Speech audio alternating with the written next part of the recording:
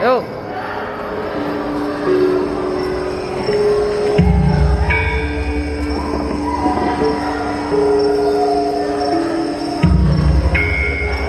Di sebuah desa, hiduplah seorang perempuan tua bernama Boim. Ia hidup sebatang kara. Boim ingin sekali memiliki seorang anak, agar dapat merawat dirinya yang sudah mulai tua. Namun, itu semua mustahil, karena ia tidak mempunyai suami. Setiap hari, Boim berhutan untuk mencari kayu bakar. Pada suatu hari, di tengah hutan, ia bertemu dengan seorang raksasa yang sangat menyeramkan. Tubuh raksasa itu lebih tinggi dari pohon. Kulitnya penuh dengan bulu yang kasar. Kulitnya gelap. Mulutnya terdapat sepasang taring yang sangat tajam. Kukunya panjang dan kotor. Boim sangat ketakutan. Tubuhnya gemetaran melihat makhluk yang sangat besar itu. Raksasa itu berkata dengan suara yang sangat membahana. Hei perempuan tua, jangan takut, aku tidak akan memakanmu. Kamu sudah terlalu tua, dagingmu keras dan tidak enak. Aku datang ke sini hanya ingin memberikan sesuatu padamu. Raksasa itu memberikan beberapa butir benih tanaman dan berkata, Tanamlah benih ini dan rawatlah dengan baik, dan kau akan mendapatkan semua yang kau inginkan selama ini. Tapi ingat, kau tidak boleh menikmatinya seorang diri. Kau harus memberikannya kepadaku juga sebagai tanda terima kasih. Boim hanya mengangguk. Ia langsung pulang ke rumahnya. Setiba Boim di rumah, sesuai dengan petunjuk si raksasa itu, ditanamlah benih tersebut. Ajaibnya, keesokan harinya, benih tanaman itu telah tumbuh menjadi tanaman mentimun. Buah-buahnya besar-besar. Jika terkena sinar matahari, warnanya bersinar seperti emas. Karena penasaran dengan buah mentimun itu, akhirnya dipetiklah satu yang paling besar. Ketika dibelah, Boim sangat terkejut. Di dalam mentimun tersebut ada seorang bayi perempuan yang sangat cantik. Jadi, ini maksud dari ucapan si raksasa. Betapa senangnya Boim. Tidak pernah terbayangkan akan mempunyai seorang anak perempuan yang sangat cantik. Karena lahir dari buah mentimun berwarna keemasan, anak itu diberi nama Timun Emas. Keesokan harinya, di hutan, Boim bertemu kembali dengan si raksasa itu.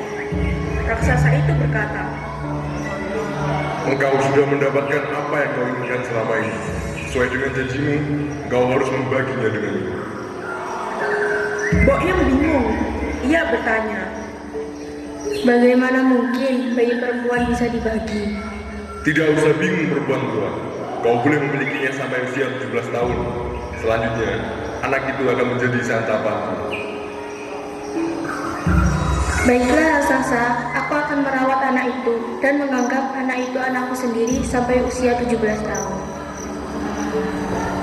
Timun Emas tumbuh menjadi seorang gadis yang sangat baik hati dan cantik jelita. Kulitnya kuning langsat, tubuhnya tinggi semampai, rambutnya hitam berkilau. Semakin hari, kecantikannya semakin terlihat. Timun Emas juga sangat rajin membantu ibunya. Ia selalu menemani ibunya mencari kayu bakar di hutan. Kebaikan hati Timun Emas membuat Boim khawatir kehilangannya. Ia sangat menyayangi Timun Emas untuk menjadi santapan si raksasa. Tahun demi tahun terus berganti. Kini, Timun Emas sudah menginjak usia 17 tahun. Sudah waktunya bagi raksasa itu untuk mengambil Timun Emas. Boim menyuruh Timun Emas bersembunyi di dalam kamar.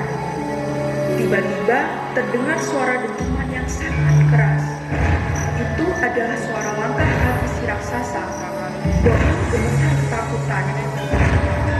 Hai perempuan tua, mana anak perempuanmu yang telah kau janjikan untukku? Ia sedang mandi di sungai, Tuan raksasa. Tubuhnya sangat bau.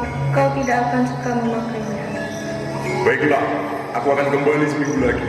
Pastikan ketika aku kembali ia sudah siap untuk membawa ke hutan. Tentu saja Tuan, aku tidak akan mengecewakanmu. Maka pergilah raksasa itu kembali ke hutan. Boim dan Timun Mas sangat lega. Mereka masih punya waktu seminggu untuk bersama.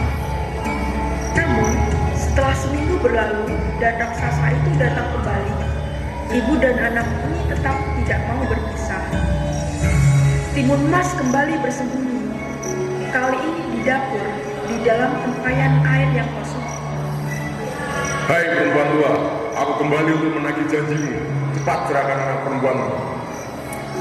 Maaf Tuan Raksasa, Timun Mas sedang menjual kayu ke kampung. Bila saja engkau datang lebih pagi, engkau pasti bertemu dengan dia. Baiklah, kuberi waktu 1 minggu lagi. Jika anakmu tidak kau serahkan kepadaku, akan kuhancurkan rumahmu. Boim semakin ketakutan dan bingung dengan ancaman si raksasa. Ia sungguh tidak rela anak perempuannya yang sangat cantik menjadi santapan si raksasa yang kejam itu. Melihat keadaan ibunya, Timun Mas berkata, Ibu, janganlah bersedih. Relakanlah aku menjadi santapan raksasa itu. Tidak anakku, ibu tidak akan membiarkanmu menjadi mangsa raksasa jahat itu. Ibu akan melakukan apapun untuk menyelamatkanmu. Kemudian Boim pergi menemui seorang kakek yang sakti tinggal di gunung. Kakek sakti itu memberikan benih mentimun, sebuah duri, sebuah garam, dan sepotong terasi. Seminggu kemudian, raksasa itu datang lagi. Kali ini, si raksasa sudah tidak dapat menahan emosinya. Kakinya yang besar dihentak-hentakan ke tanah, sehingga bumi bergetar. Cepat serahkan anakmu atau kuhancurkan rumah beserta dirimu. Aku sudah sangat lapar. Maaf Tuan Raksasa, anakku sudah berjalan ke hutan. Kembalilah engkau ke hutan tempat tinggalmu. Timun Mas sudah berada di sana. Pada saat itu, Timun Mas sudah keluar rumah melalui pintu belakang. Ia membawa semua benda yang diberikan oleh kakek sakti itu dari bumi. Ketika akan kembali ke hutan, si raksasa melihat Timun Mas berlari dari belakang rumah. Kejarnya Timun Mas. Meskipun panik, Timun Mas masih mengingat perintah ibunya untuk melepas sebutir benih mentimun. Benih mentimun itu langsung berubah menjadi ladang mentimun dengan buah yang besar-besar. Karena kelaparan, si raksasa memakan mentimun di ladang itu. Setelah kenyang, ia kembali mengejar Timun Mas. Meskipun perutnya yang kekenyangan membuat jalannya menjadi lambat, raksasa itu tetap bisa mengejar Timun Mas karena langkah kakinya yang panjang. Ketika si raksasa sudah dekat, Timun Mas melemparkan sebuah duri. Duri itu berubah menjadi sebuah hutan bambu. Hutan bambu itu memperlambat jalan raksasa. Tubuhnya menjadi penuh luka karena tertusuk batang bambu. Namun, raksasa itu tidak menyerah. Dia tetap mengejar mangsanya. Kali ini, Timun Mas melemparkan sebutir garam. Garam itu berubah menjadi sebuah lautan yang luas. Raksasa itu harus berenang untuk mengejar Timun Mas. Ia berhasil, tetapi tubuhnya sudah sangat lelah. Raksasa itu terus mengejar Timun Mas, meskipun sudah kelelahan. Timun Mas melempar sepotong terasi. Kali ini, terasi tersebut berubah menjadi lumpur misal. Raksasa itu berteriak meminta tolong ketika tubuhnya terhisap lumpur. Tubuh raksasa yang besar tidak mampu melawan hisapan lumpur. Karena kelelahan, ia pun tewas terhisap lumpur.